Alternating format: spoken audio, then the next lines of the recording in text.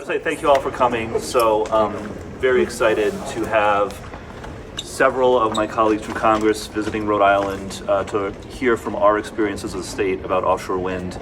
We just had a really good set of panels where we heard from experts both locally from here in Rhode Island and elsewhere. And then we're about to get out and see the Block Island Wind Farm. And the purpose of this was to learn about not just the potential benefits of offshore wind, but also how to do it right and how to do it in a way that balances the competing interests of moving to clean energy, but also protecting marine life and incumbent industries and all the rest. And so it's been a full day, but I'm very grateful to my colleagues for being here, and especially grateful for all the Rhode Islanders who came out to help share our experiences. So we're happy to take some questions. Hannah Cotter with Channel 12. Does the incident with Vineyard Wind give you pause about the industry's expansion at all?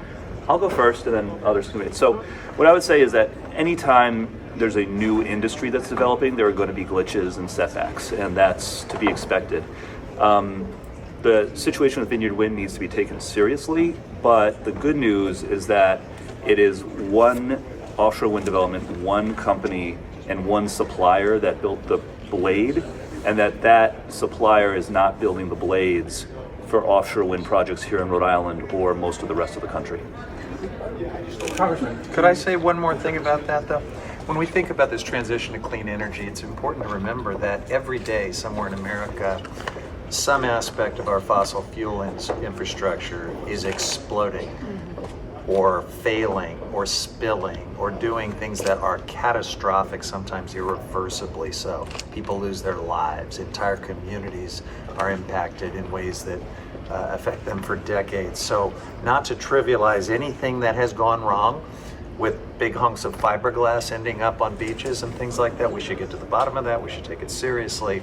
But it's a great example of how in the clean energy space, when things go wrong, it is far less catastrophic for people and the environment. Congresswoman Ocasio-Cortez, hi, I'm Steph Machado from the Boston Globe.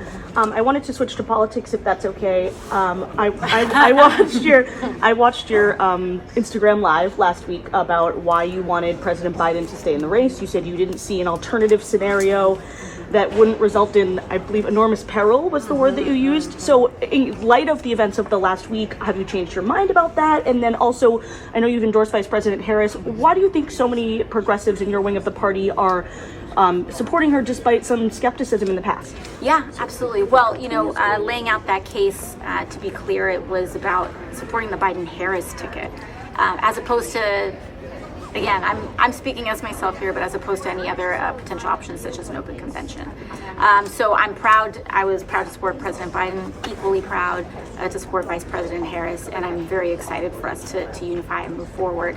And I think one of the reasons why we're seeing such support is evidenced by some of the work that we're seeing today, is the possibilities that we have on climate, the possibilities that we have in terms of introducing criminal justice reform, fighting for unions, working families, frontline communities.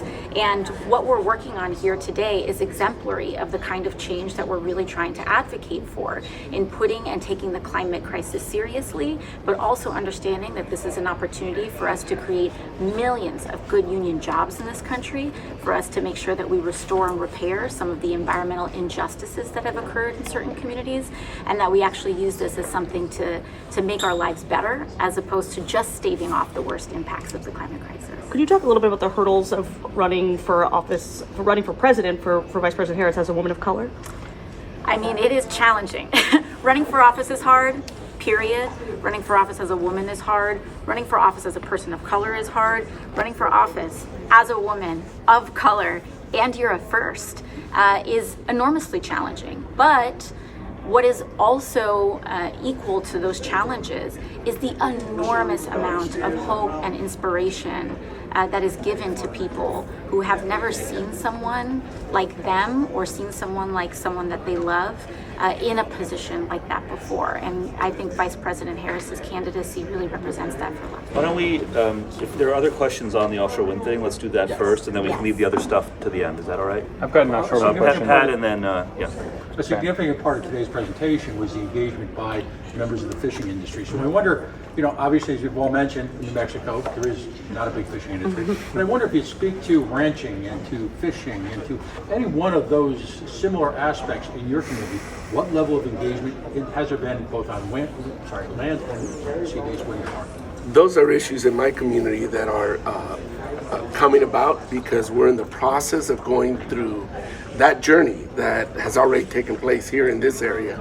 And we are looking to making sure everybody's engaged at the table and that all those issues are mitigated and addressed so that we can reach a win-win scenario for offshore wind in my community. Yeah, and I would just add, in North Carolina, we're, I think right now, third in the solar industry, and the farming community has been doing a tremendous amount of work with solar, being able to use farmland in constructive ways, having animals in a certain area, solar farms in another area, and it's given another way to get regular revenue to the farming community when it's been struggling.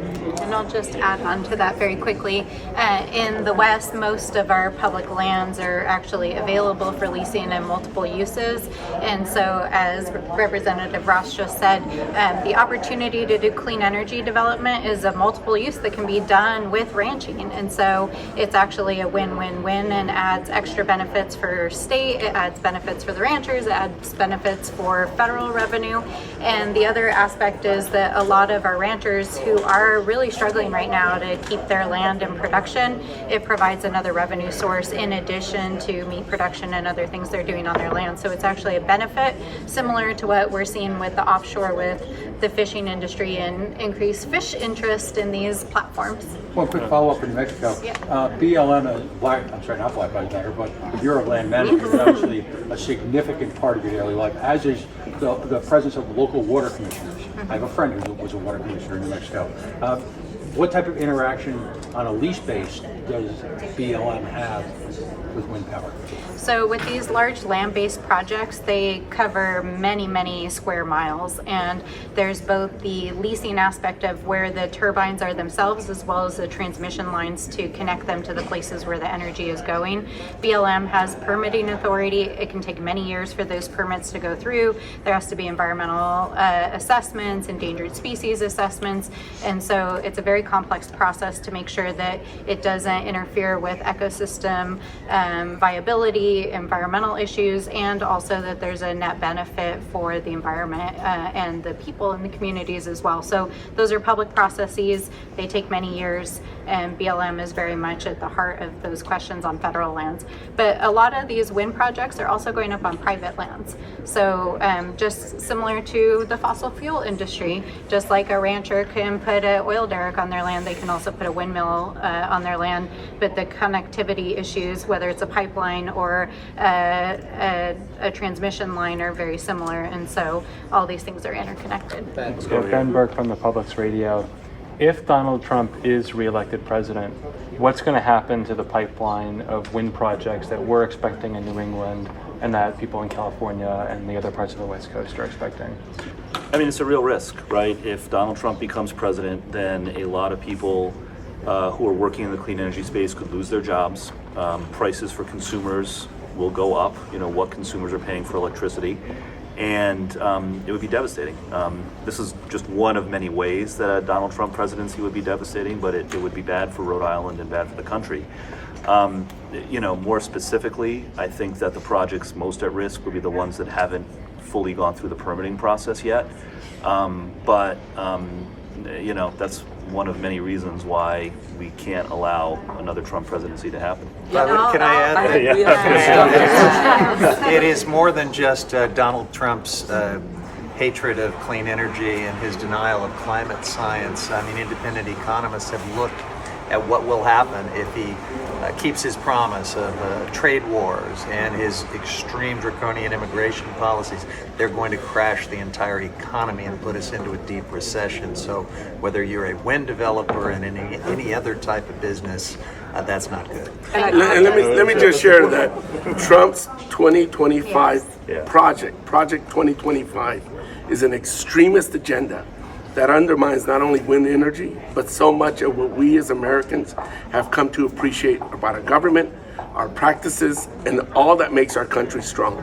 And let me just point this out, and Salud and I are both chairs of the Offshore Wind Caucus. It's a bipartisan caucus, and we have bipartisan support for clean energy in this country. I do in North Carolina, we do in Congress, and it would be horrible for somebody to get elected and have our country not get to have their representatives represent them. Can I add one other thing? So many of you have probably heard about Project 2025. It's a 900-page policy blueprint for what the Trump administration plans to do when they come back. It's very clear on this question. They want to do away with all of the energy executive orders that have been signed by the Secretary of Interior as well as the President, which would kill effectively projects that have been approved by BOEM, which is a part of Department of Interior. And Trump said it himself at the rally last week. He wants to drill, baby, drill. He plans to kill clean energy projects, so it would be devastating for these projects. Can federal permits be revoked after they've been given? Depends where they're at in the process. I'm getting the look. I think we have time for One more question. one or two more. If I could, Sorry, just to give other people a chance. Flora or Hannah, do you have a question? No. Yesterday there was a New York Times Siena poll that showed former President Trump with a narrow lead over Vice President Harris. Does that give you hope? Yes. Great poll. There's real improvement there. There's real improvement, not just relative to where the head-to-head between President Trump and Vice President Harris was before President Biden stepped aside, but also compared to where President Biden was. And there's room for upside, too. I mean, her approval rating had a big bounce, like favorability, like looked good. So, like real improvement and real possibility for more And she upside. just started this process. Just started. She just started. Yeah. Just today in Michigan, of course, we saw the newest numbers that said she's also within margin of error. So I think this is just going to show the energy and the passion, but also since a lot of the polling, he has vice presidential pick in J.D. Vance, who has been very anti-woman, who has not been shy about saying his thoughts, who has a very negative unfavorability rating. I just read yesterday that it was the worst of any vice president in history. So I think that this is a Trump-Vance ticket, and voters are seeing that and they're responding to that. So there is a lot of work to do on our part. Let's get the word out about what has been done under the Biden-Harris administration, but also what the vision is for the future, and that's moving forward, not backwards. That's why today's Codell here and seeing the offshore wind is so important, because this is talking about climate. This is about talk about moving forward and what Rhode Island has done to move forward and how we can learn and not go backwards. Who do you think should be Vice President Harris's pick for VP? Seth Magazine or Roy Cooper! No, but I think to the previous point, what is so critical, there's two really key points on this. The first is that this was always going to be a very, very, very tough election. And we are facing a very key existential crisis to our democracy. But the second point is that it's the support for Vice President Harris is encouraging and it's wonderful. Also, polls do not vote. People vote. And so to me, regardless of the numbers that we have that we see out there, the stakes are so high that we have to run like all of our lives depend on it, because it does. And so whether the polls are up or the polls are down, the numbers that I'm looking at are how many people have signed up to volunteer, how many people are phone banking, how many doors have we knocked this weekend, everywhere from Rhode Island and New York to Pennsylvania, Arizona, Michigan, and Wisconsin. And so to me, it's so important that we drive home the point that everyday Americans' engagement in democracy, not just in voting and registering to vote, but in calling and knocking on their neighbors' doors, that's what's going to decide this election. Not a poll, but what we as everyday Americans choose to do.